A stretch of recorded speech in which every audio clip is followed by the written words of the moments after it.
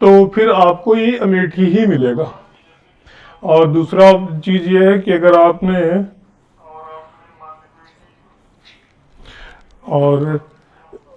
आपने मैनपुरी को देखना है तो आपको थोड़ा सा वेट करना पड़ेगा।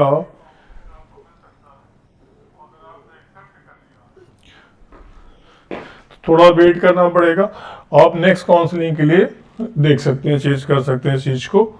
और ये कि अगर आपने रिजेक्ट किया तो अमेठी फिर आपको अगले काउंसलिंग में नहीं मिलेगा। तो इन चीज़ों को ध्यान रखते हुए आपको थोड़ा सा सिंसियरली इस चीज़ को फिल करना है। और एक्चुअली जैसा कि आप देख सकते हैं इस तरीके से डिटेल्स आपको गिवन है। और lock your choice, lock choice वगैरह में कुछ नहीं, इसमें बस एक्सेप्ट है या रिजेक्ट है। इस बार कोई उसमें ऑप्शन नहीं दे रखा है कि आप रिकंसिडर कर सकते हैं कुछ भी। वो भी लास्ट डेट है एक्सेप्ट या रिजेक्ट करने की आज है। तो इसमें आप लोग थोड़ा सा सीरियसली इस चीज़ को देखिएगा। उसमें दो ही ऑप्शन दिखा रहा है, या तो रिजेक्ट है या तो एक्सेप्ट है, और इसमें कोई ज़्यादा ऑप्शन इस बार नहीं दे रखे हैं। और एक आध में डमी टाइप के वीडियोस हमारे पास पड़े हुए हैं, मैं उसको देखकर आपको बता सकता हूं कि कैसे क्या आपको करना है। जैसे मान लीजिए कोई एक आध डमी वीडियोस मैं आपको दिखाता हूं कि इसमें किस तरीके से एक्सेप्ट या रिजेक्ट कर सकते हैं। आप इसमें देख सकते हैं जैसे कि एक इस तरीके से इंटरफेस आएगा। इस इंटरफेस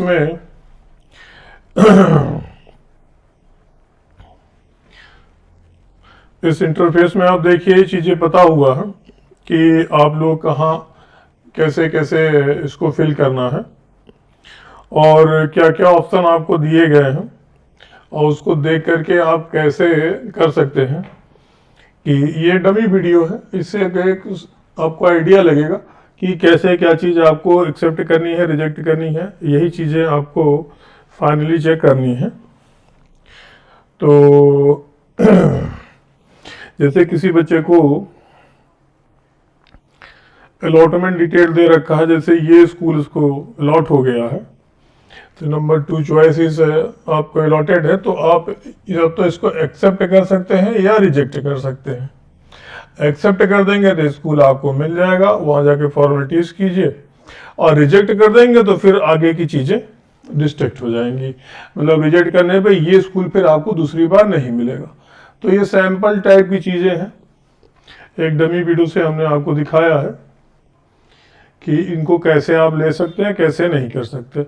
और थोड़े थोड़े जो रिस्ट्रिक्शंस वगैरह दे रखे हैं, इंस्ट्रक्शन वगैरह जो नए नए आए हैं, और ये सब डिटेल आपको इसमें वीडियो में मिल जाएगा। और अब जैसे आपने कोई पहला चॉइस रखा था, आपको नहीं मिला है, और आपको दूसरा तीसरा चॉइस कोई भी मिल गया है, तो दूसरा चॉइस अगर मिल गया है तो आप उसको एक्सेप्ट कर लीजिए तो बेहतर है। और नहीं करेंगे तो चॉइस फिलिंग वगैरह है, जैसे उन्होंने किसी ने बच्चे ने डाला है, और इसने पहली चॉइस, दूसरी, तीसरी, चौथी, तो मान लीजिए दूसरी चॉइस आपको मिल गया, जैसा भी है, तो आप उसको एक्सेप्ट कर लीजिए। तो बेहतर ये हुआ कि भाई अगली बार आपको वो करने की ज़रूरत ही नहीं, एक्सेप्ट कर लिया तो आप स्कूल जाकर ज्वाइन कर सकते हैं उसकी फॉर्मेलिटीज़ करके।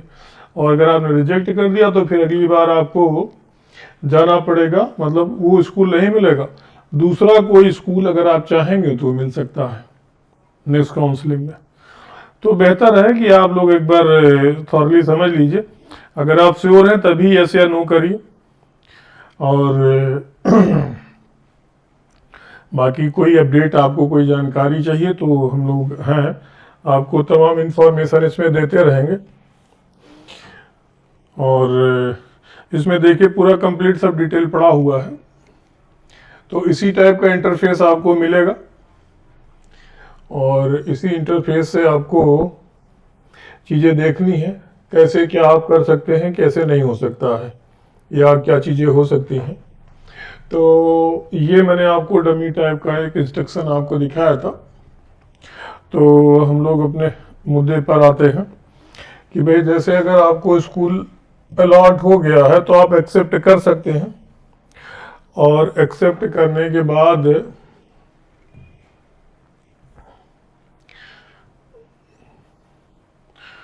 मतलब करंट ईयर का कट ऑफ वगैरह भी आप देख सकते हैं कि 6 क्लास के लिए राउंड फर्स्ट है, और स्कूल सैनिक स्कूल अगर आप देख रहे हैं, कैटेगरी मान लो जी होम स्टेट है, और स्कूल नेम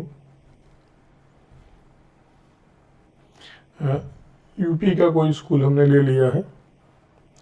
तो यहाँ से अगर हम देखें तो हमें एक आइडिया लग जाएगा होम स्टेट यूपी में 6 क्लास के बच्चों का कितना कट ऑफ गया हुआ है।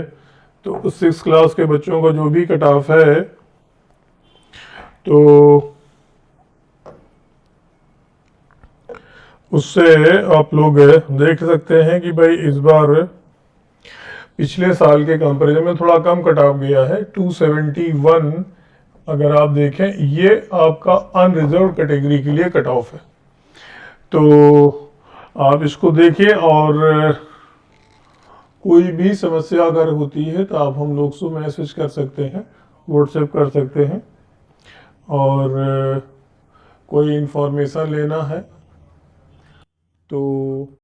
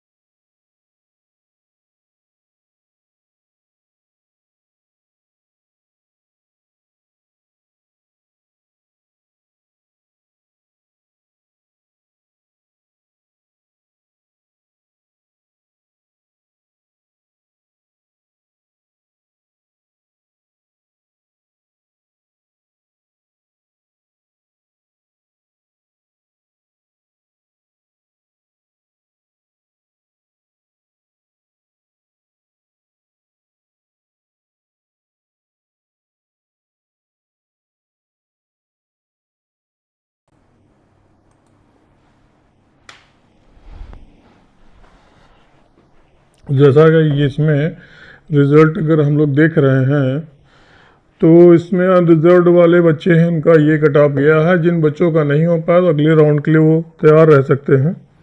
और कोई भी क्वेरी हो तो आप लोग हम लोग संपर्क कर सकते हैं। बाकी सारा डिटेल इसमें दिया हुआ है। अगर किसी बच्चे को काउंसलिंग प्रोसेस का लिस्ट ऑफ डॉक्यूमेंट्स वगैरह अगर आप देखने हैं तो आपको ये सारा कुछ दिया हुआ है कि ये डॉक्यूमेंट्स आपको ले जाने हैं। एडमिट कार्ड अपना ले जाना है, और एडमिट कार्ड के साथ साथ आपका एडमिट कार्ड आप लेकर जाइए, स्कोर कार्ड लेकर जाइए, provisional admission letter, government ID proof ले जाना है, डेट ऑफ बर्थ सर्टिफिकेट आपने बनवाया होगा डिजिटल वाला जो नगर निगम या आपके तहसील से बनता है, पासपोर्ट साइज फोटोग्राफ आपको दे रखे हैं कितने बनाने हैं, और कोई अगर एडॉप्टेड बच्चा है तो उसकी जो डीड वगैरह है वो भी लेके आपको जाना है। और चेकलिस्ट वगैरह इसमें दे रखी है, आप इसको प्रॉपरली देख सकते हैं। Medical fitness report age format क्या है वो भी लेके जाना है, और जो डोमिसाइल है और आपका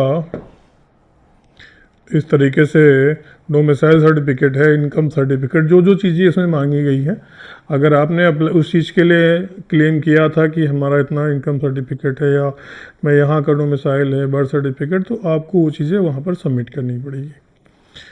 तो इसको आप सब प्रॉपर्ली लेकर जाएं, और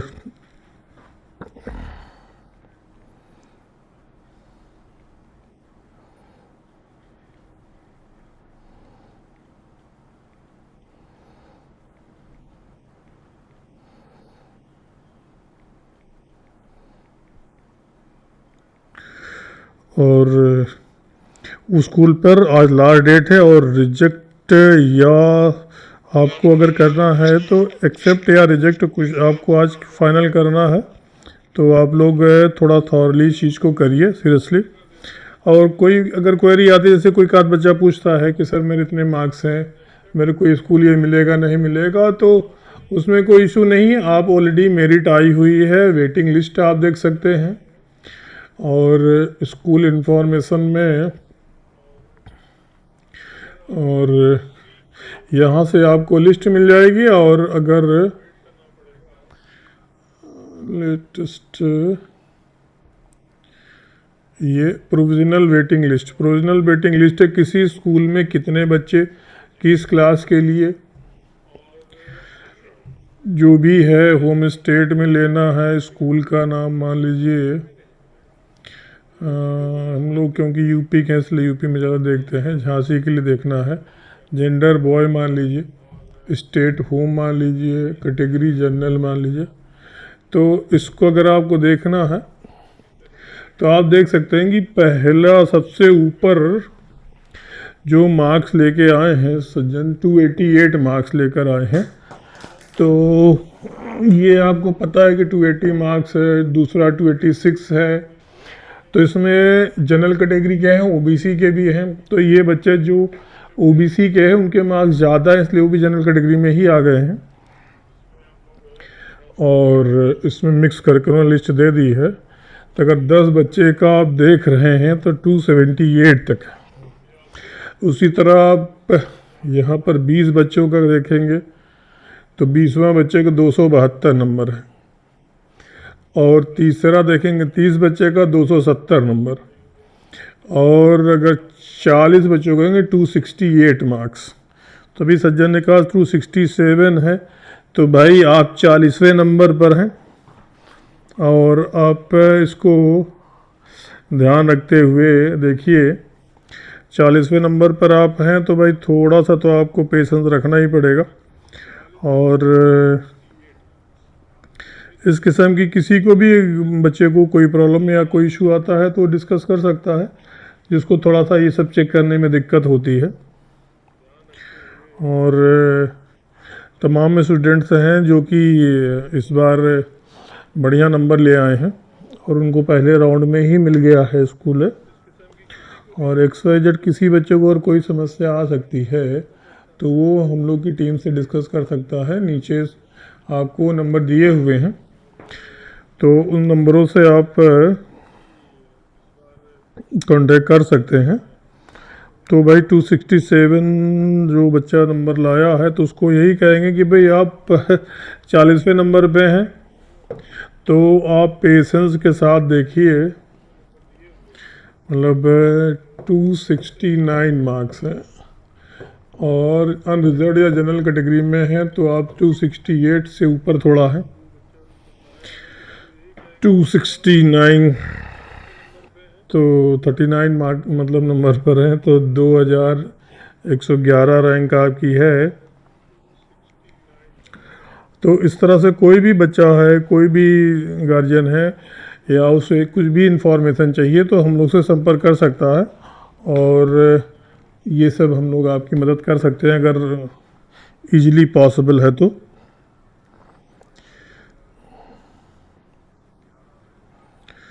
देखें किसी बच्चे का इंफॉर्मेशन, और कोई अगर किसी बच्चे ने कुछ पूछा हो।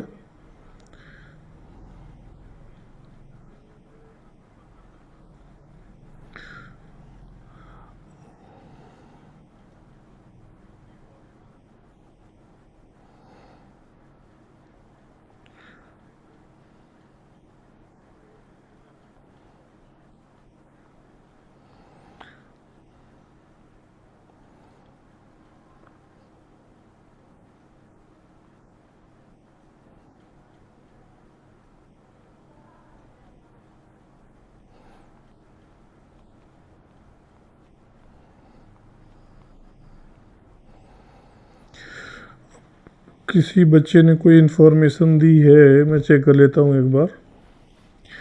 तो अगर कोई बच्चा बता रहे हैं कि अगर किसी अदर स्टेट का है, मान लीजिए कि MP का है या कहीं का भी है, तो अगर वो पूछ रहा है कि भाई हमको 271 मार्क्स मिले हैं ओबीसी बिहार, तो एक बार मुझे देखना पड़ेगा कि इसमें स्कूल मेरिट में एक बार देखते हैं। करंट ईयर में क्लास 6 के लिए है, राउंड फर्स्ट है, स्कूल टाइप सैनिक स्कूल का देख रहे हैं। वैसे बिहार में इतना कम मार्क्स नहीं जाता है, बिहार में कट ऑफ थोड़ा ज़्यादा ही जाता है, चाहे वो नालंदा हो चाहे गोपालगंज हो, दोनों में कट ऑफ ज़्यादा ही रहेगा। होम स्टेट के लिए देख लेते हैं।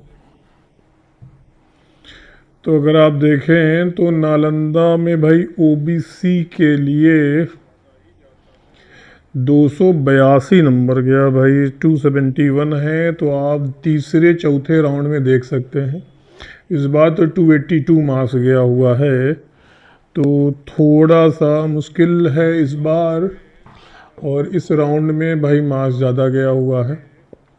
आप अदर स्टेट, मैंने बताया था जो बिहार के बच्चे हैं वो अदर स्टेट के लिए भी अप्लाई कर सकते हैं।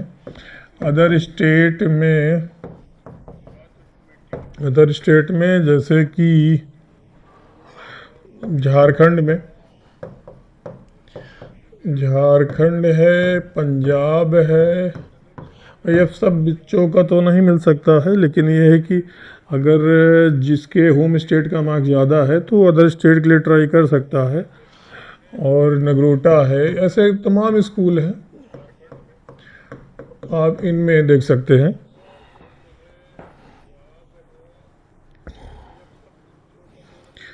तो भाई आप अदर स्टेट देखें तो ज़्यादा पॉसिबिलिटी आपको मिल जाए। तो जो भी सज्जन के इस तरह से मार्क्स हैं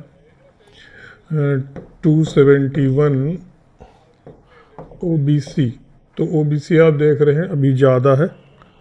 तो बिहार में एक स्कूल और है गोपालगंज, आप उसको देख सकते हैं। गोपालगंज का कट ऑफ अगर आप देखें तो बहुत ज़्यादा कम नहीं है। ओबीसी का 278 गया हुआ है, यहाँ पर ओबीसी का 278 गया हुआ है, आपके 271 मार्क्स हैं। तो 271 मार्क्स हैं, तो भाई थोड़ा आप पेशेंस रखें और थर्ड या फोर्थ राउंड के लिए आप रेडी रहिए। और अगर मेरिट थोड़ा डाउन जाती है तो आपको मैक्सिमम पॉसिबिलिटी है कहीं ना कहीं आपको मिल सकता है। और आप इसको प्रॉपर देखते भी रहिए। और देखते रहिए कि भाई जहाँ पर भी अगर आपको मिल सकता है और वहाँ का आप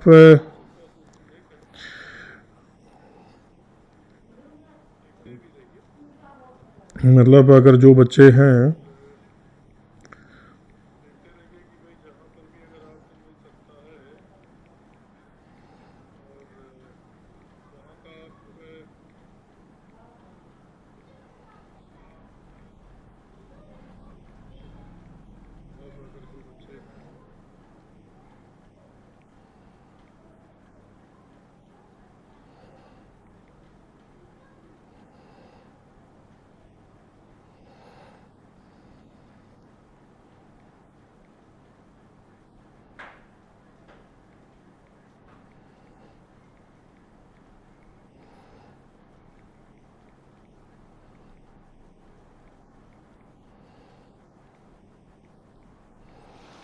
देखते हैं कि भाई इसमें जो भी स्टूडेंट्स हैं। अच्छा, एक बच्चे का आया है 270 मार्क्स है, एमपी से है। वो पूछ रहा है कि मुझको होम मिल सकता है या नहीं मिल सकता है। तो भाई होम स्टेट के लिए आपको एमपी का देखना पड़ेगा। तो एमपी का अगर हम यहाँ से देखते हैं मध्य प्रदेश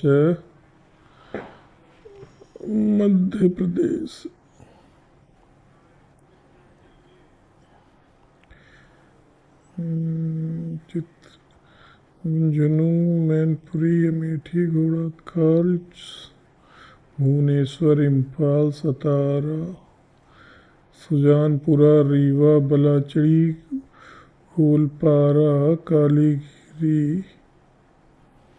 रेवाड़ी, रीवा, हाँ चल रीवा मध्य प्रदेश। तो भाई इसमें अगर आप देखते हैं होम स्टेट के लिए तो मध्य प्रदेश में अनरिजर्व्ड में 275 गया हुआ है, यानी 5 मार्क्स आपके कम है। किसी बच्चे का 270 मार्क्स है, 270 मार्क्स है,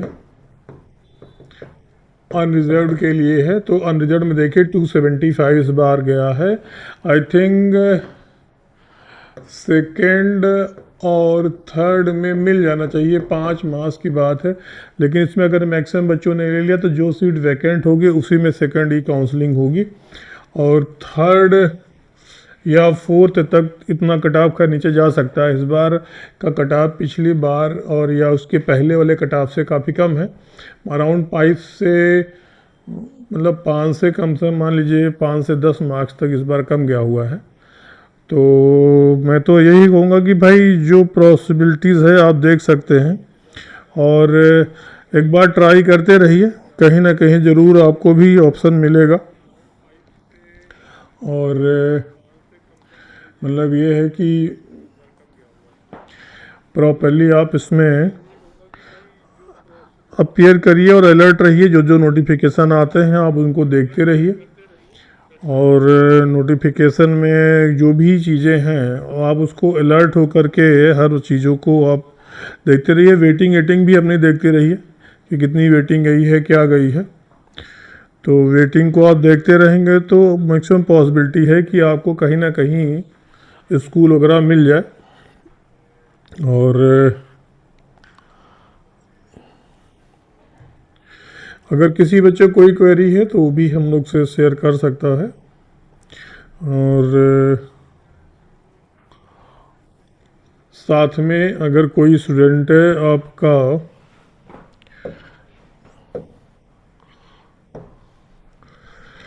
भाई या जो भी, आपको भी ये पता ही है कि RIMC देहरादून, जिसका कि 7 जून का एग्ज़ाम होना है, जून 2026 को एग्ज़ाम है। जो 7th अपीयर्ड बच्चे हैं, 7th अपीयर्ड बच्चे हैं, ये इसमें एग्ज़ाम में दे सकते हैं। और इसका लास्ट डेट एक्सटेंड कर गई है, पहले 5 अप्रैल थी, आई थिंक 15 अप्रैल हो गया है सबमिशन फॉर्म।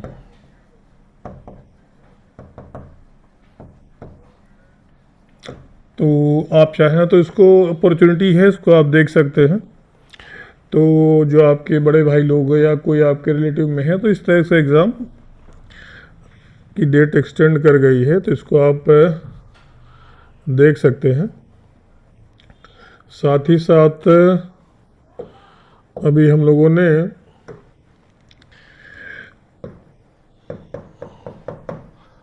RIMC सैनिक स्कूल, RMS UP सैनिक स्कूल, इन तीनों के ये तो हम लोग इसका एक क्रैश कोर्स जैसा करा रहे हैं। क्रैश कोर्स इसका मिल जाएगा टिल, मतलब मान चलिए कि 1 जून तक रहेगा। तो इसमें ऑनलाइन बल्कि ऑफलाइन जैसा भी अगर आप चाहें, दोनों फैसिलिटी हम लोग के पास है। स्कूलिंग, बोर्डिंग, कोचिंग सारी फैसिलिटीज़ हम लोग प्रोवाइड करते हैं। रेस्ट 3 ये सैनिक स्कूल, RMS एंड UP सैनिक स्कूल, इनके लिए भी ऑनलाइन ऑफलाइन क्लासेज आपको मिल जाएंगी। और ये मॉर्निंग में 9 AM टू 1 PM इसकी क्लासेस रहती हैं, और इवनिंग में 4 से लेकर के 7:30 PM एंड 4:30 से लेकर के 8 PM। ये ऑनलाइन ऑफलाइन दोनों क्लासेस मिल जाएंगे। तो जो बच्चे अगर चाहते हैं तो इसमें इनरोल करा सकते हैं, और अगर उनकी एज है भी और उनके मार्क्स 200 के आसपास हैं तो 200 मार्क्स के मतलब ये समझ रहे हैं कि मैक्सिमम पॉसिबिलिटी है कि इसमें गवर्नमेंट स्कूल नहीं मिलेगा। और न्यू सैनिक स्कूल का कोई ख़ास रिस्पांस हमें समझ नहीं आता अभी।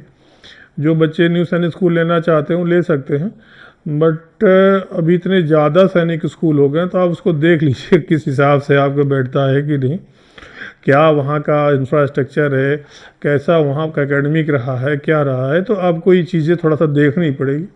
और जो सोच रहे होंगे मैं न्यू सैनिक स्कूल मिलेगा नहीं मिलेगा, सबको मिलेगा। 70 स्कूल बढ़े हुए हैं, ऑलमोस्ट जैसे तैसे सब भर लिए गए हैं स्कूल। तो गवर्नमेंट स्कूल तो खैर एक क्लैरिफाइड है कि भाई वो एक सही साट स्कूल है। तो अगर कम मार्क्स हैं, एज आपकी है, इन सब के लिए ऑलमोस्ट मतलब ये दोनों के लिए सैनिक स्कूल आर्मीज के लिए तो एक अप्रैल 2015 से 31 मार्च 2017 ये जो एज लिमिट है वो 6 क्लास के लिए है। इसी के आसपास आपका यूपी सैनिक स्कूल का भी रहता है। तो 6 क्लास के लगभग ये जैसा होता है, मतलब 10 से 12 साल, और 9th क्लास के लिए 13 से 15 साल। तो इन सब चीज़ों में भी अगर किसी को कोई क्वेरी है तो वो उसमें हमें संपर्क कर सकता है, बाकी हमारी टीम इसको रिप्लाई ज़रूर देगी। तो इसी के साथ आज का लेक्चर कंक्लूड करते हैं, और फिर नए लेक्चर के या नए टॉपिक को लेकर के कि सैनिक स्कूल आखिर क्यों हम ज्वाइन करना चाहते हैं, आखिर सैनिक स्कूल में ऐसा क्या प्लस चीज़ है कि नॉर्मल स्कूलों में नहीं मिल रहा है, और सैनिक स्कूल में आखिर क्या क्या अपॉर्चुनिटीज़ हो सकती हैं जो अगर हम ज्वाइन करते हैं। इसके पहले भी हमने बताया है कि चाहे आप कैसे भी पढ़िए, कहीं से भी पढ़िए, चाहे वो सैनिक स्कूल हो, RMS हो, RIMC हो, या कोई भी स्कूल हो, ये सारे स्कूल आपको 12th क्लास तक एजुकेशन प्रोवाइड करते हैं। 12th क्लास तक आपको एजुकेशन मिलेगा,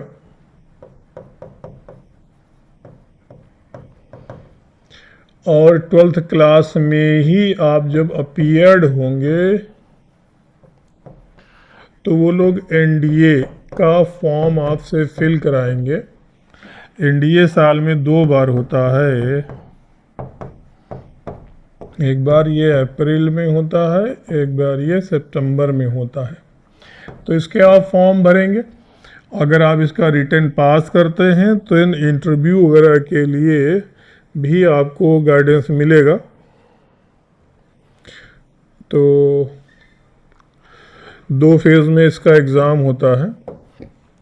जो आपका NDA है, नेशनल डिफेंस एकेडमी, ये पहला जो ब्रेकर इसमें आता है कि आप रिटन दीजिए, उसके बाद आप SSB इंटरव्यू आप कह सकते हैं, पूरा 5 दिन के लिए होता है इंटरव्यू, पूरा 5 डेज़, पूरा 5 दिन के लिए होगा। इसमें आपका साइक टेस्ट होगा, ग्रुप टेस्टिंग होगा एंड इंटरव्यू होगा। इनको सब मिला करके आपके जितने मार्क्स आएंगे, क्योंकि रिटेन में आपका 900 मार्क्स होता है और ये SSB भी आपका 900 मार्क्स का। तो अगर आप मेडिकल पास हो जाते हैं देन UPSC इसको कंडक्ट कराता है। तो ये दोनों रिजल्ट UPSC को सौंप दिए जाते हैं, फिर यहीं से ये NDA का मेरिट डिसाइड कर देता है। NDA का मेरिट आ जाता है, उसके बाद बच्चे अपना खड़गवासला पुणे NDA में स्टडी करने के लिए चले जाते हैं। तो हम लोग के यहाँ NDA की फैसिलिटी है, लगभग 99 से हम लोग एकेडमी इस्टेब्लिश्ड है। मोर देन 200 ऑफिसर भी हम लोगों ने दिए हैं NDA में, CDS में। वो कहीं से भी पढ़ के आए थे। आजकल थोड़ा सैनिक स्कूल मिलिट्री स्कूल में कंपटीशन ज़्यादा हो रहा है, और काफ़ी पहले 8-9 साल पहले इतना ज़्यादा कंपटीशन भी नहीं था। तो बच्चे नॉर्मल ही 11th में हम लोग संपर्क करते थे। फाउंडेशन NDA के लिए हम लोग प्रोवाइड करते हैं गाइडेंस। तो कोई बच्चा अगर 11th में आया है तो 11th से ही वो NDA पढ़ेगा, साथ साथ फिजिक्स केमिस्ट्री मैथ भी पढ़ेगा। तो NDA अगर फाउंडेशन की अगर हम बात करें, NDA फाउंडेशन का मतलब सिर्फ इतना होता है, NDA फाउंडेशन इसमें 11th 12th appeared public past 11 से ही बच्चे ले लेते हैं। 10th पास स्टूडेंट उसको 11th क्लास से लेंगे तो हम इसकी स्कूलिंग भी मॉर्निंग में कराते हैं, प्लस बोर्डिंग फैसिलिटी भी है, प्लस इसकी कोचिंग भी। तो ये सारी फैसिलिटीज़ हम लोग प्रोवाइड करते हैं। मतलब आपको स्कूलिंग मॉर्निंग में कराएंगे, एक repeated ICSE board CBSE board जिससे आप पढ़ना चाहते हैं उसका एक नॉर्मल सा टेस्ट दे करके एडमिशन आपको मिल जाता है। उसके बाद आप बोर्डिंग करेंगे, और इसमें आप जैसे PCM से पढ़ाई करेंगे, फिजिक्स केमिस्ट्री मैथ्स से। PCM की भी क्लासेस होती हैं, प्लस NDA। ये 2 साल का कोर्स होता है। जब आप 12th में जाएंगे तब आपको, जब आप 12th अपीयर्ड होंगे तो आप NDA एग्ज़ाम दे सकते हैं। तो NDA के लिए अलाउड हो जाएंगे और इसका रिटन एग्ज़ाम देंगे। रिटन एग्ज़ाम आप सितंबर में देंगे और इसका दिसंबर जनवरी तक रिज़ल्ट आ जाएगा। और आपका SSB बोलते हैं या इंटरव्यू आपका जनवरी में हो सकता है, और जनवरी में इंटरव्यू हो जाएगा तो ज्वाइन आप करेंगे जुलाई से। जुलाई में ज्वाइन करेंगे तब आपका 12th का रिज़ल्ट आ जाएगा। आपको आराम से मार्कशीट TC वगैरह सब वहाँ से मिल जाएगी, और आप खड़गवासला पुणे में जा कर के ये सिर्फ सबमिट करेंगे और NDA ज्वाइन कर लेंगे। तो ये पूरा NDA फाउंडेशन का कॉन्सेप्ट है। और बाकी बच्चे चाहे वो सैनिक स्कूल पढ़ के जाएं या नॉर्मल स्कूल पढ़ के जाएं, करना सबको 12th ही है। अब ये है कि सैनिक स्कूल में एक डिसिप्लिन है, प्रॉपर एक चैनल से सब चीज़ें हैं, बट ऐसा नहीं है कि जो बच्चे सैनिक स्कूल नहीं कर पा रहे हैं तो उनका NDA में सिलेक्शन नहीं होगा, ऐसा बिल्कुल नहीं है। तो तमाम बच्चे सैनिक स्कूल में पढ़ते हुए भी ऑफिसर नहीं बन पाते हैं, और सिविलियन में हैं तो जो भी बच्चा सही से स्कूलिंग करेगा। और NDA की कोचिंग की क्या बात करें, कोई भी बच्चा अगर JEE वगैरह के भी करा तो वो भी निकाल देता है, ऐसा कोई बड़ी बात नहीं है।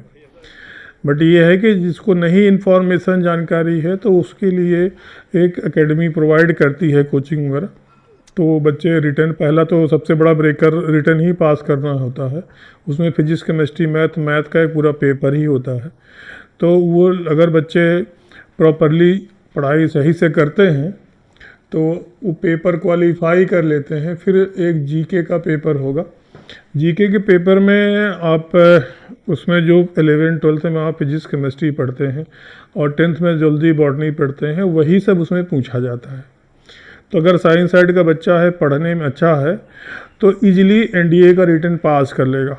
और अगर बच्चे में ऑफिसर्स लाइक क्वालिटी जो बताई जाती है, 15 ऑफिसर्स लाइक क्वालिटी अगर बच्चे में पाई जाती हैं, जैसे कोऑपरेशन है, सेंस ऑफ रिस्पॉन्सिबिलिटी है, इफेक्टिव इंटेलिजेंस है, सोशल अडेप्टेबिलिटी है, अगर ये सब क्वालिटी बच्चे के अंदर है तो वो अफसर बनेगा, वो चाहे सैनिक स्कूल में हो या ना हो।